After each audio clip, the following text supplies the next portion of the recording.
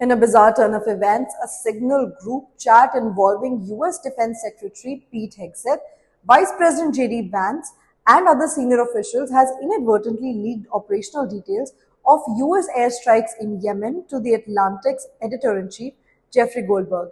This incident unfolded just hours before the planned strikes against Iran-backed Houthi rebel on March 15, raising serious questions about national security protocols and potential violations of the Espionage Act.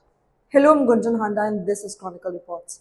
The leak occurred when Goldberg was mistakenly added to a Signal group titled Houthi PC Small Group, where officials discussed sensitive information including target lists, attack timings, and weaponry.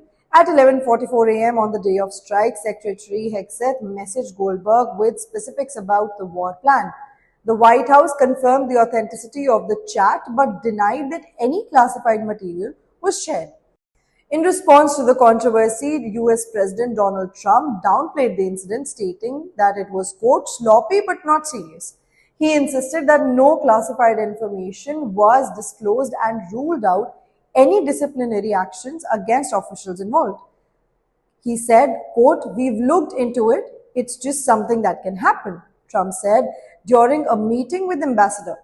Legal experts are expressing concerns that this incident may violate the Espionage Act, which prohibits sharing national defense information with unauthorized individuals. Attorney Mitch Jackson emphasized that even if the information was unclassified, operational details still qualify as national defense information.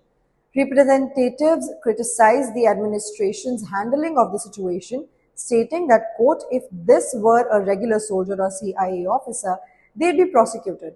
This White House acts above the law. The fallout from this incident is significant.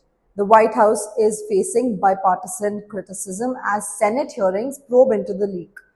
Director of National Intelligence Tulsi Gabbard defended her colleagues but refrained from confirming her involvement in the chat. As tensions with Iran-backed Houthis escalate, this scandal highlights systematic risk within Trump's security practices.